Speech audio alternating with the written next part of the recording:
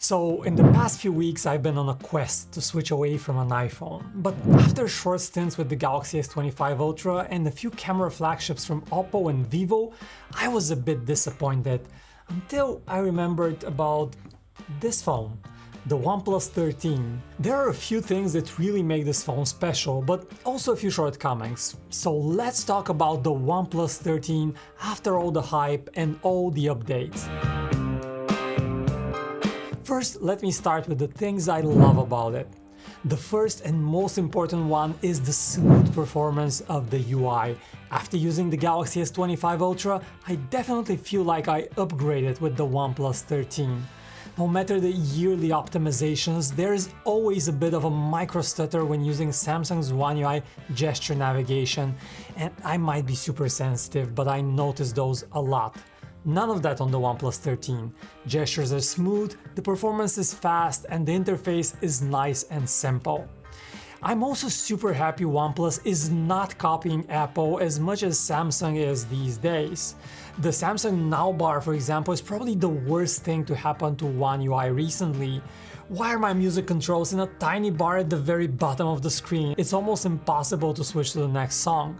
Thankfully, the OnePlus 13 does not suffer from this. Second, but also just as important, the quick charging on the OnePlus 13 is an absolute game changer.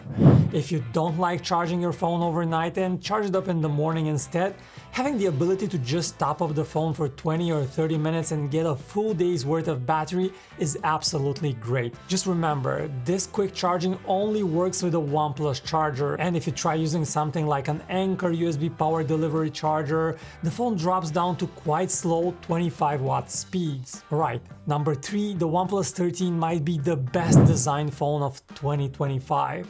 How come? First, OnePlus offers this blue soft touch finish that feels so much better than your average boring glass and metal sandwich. But even more impressively, this is a big phone that feels much smaller than its screen size.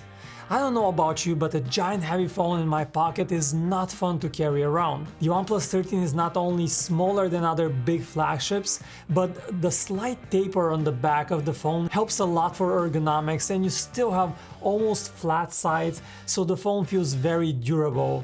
It's also worth noticing that the OnePlus 13 is very well balanced in the hand, a stark contrast to camera phones from Vivo, for example, that are top heavy because of their gigantic cameras, and it feels like you might drop them any second. 4. One software feature is an absolute game changer. You might think I'm talking about the OnePlus Canvas multitasking that Android, by the way, will now basically copy in Android 16, but this is not what I have in mind.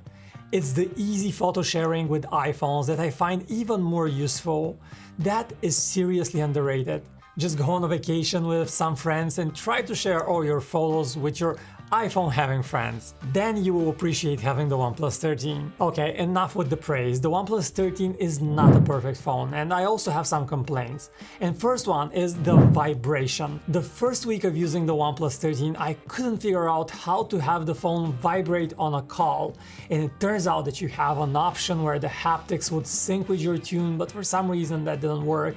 And I would occasionally find myself missing an important call. The fix to that was to turn off the haptics sync feature, but now the phone finally vibrates when I get a call, but the vibration is so weak I'm still missing important calls and notifications. That's a big deal, and strange that OnePlus has not addressed this, considering that there are many complaints about it in online forums as well. But otherwise, the haptics on the phone just for typing are fantastic, it's just the weak vibration for calls. Second, it seems that this is a widespread problem on Android phones, but font sizes are just messed up and there is no way to get the font size right. For example, look at the font size and text distribution of our website on the Galaxy S25 Ultra, look at the same thing on the OnePlus 13. Now I tried changing the font size, but that would break it in other places, which is very annoying. Number 3, the camera quality. That's not great. And I'm not even talking about the occasional issues with colors or detail, but bigger problems like completely losing the focus. I record myself often just placing the phone somewhere and on multiple occasions now the phone would just lose the focus and never regain it in videos. That has never happened to me while using other flagship phones, and it's just very disappointing missing an important moment on video. There are smaller problems too, like the excessive over sharpening happening with video recordings, and occasionally colors in images are either a bit too bleak or portrait mode photos have a weird halo effect around my face, but those are the smaller things. Number 4, I just hoped battery life would be amazing, and it's just okay. See, having a 6000 mAh silicon carbon battery on paper gives you sky-high expectations, but either for the particular power management on this phone or for some other reason, I'm getting just regular flagship battery life, not much better than the Galaxy S25 Ultra, which, to remind you, has a 20% smaller battery. Overall though, when you compare the price of the OnePlus 13 to other phones, it's still an absolute steal. The base model with 12 gigs of RAM and 256 gigabytes of storage costs just $900, but realistically it's actually $800 because OnePlus allows you to basically recycle any old phone, even a decade-old one, and still get a $100 discount.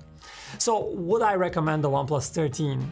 If you can live with the occasional bug in the camera, I think it's a solid phone. But let me know your thoughts if you have the OnePlus 13. Thanks for watching and see you in the next one.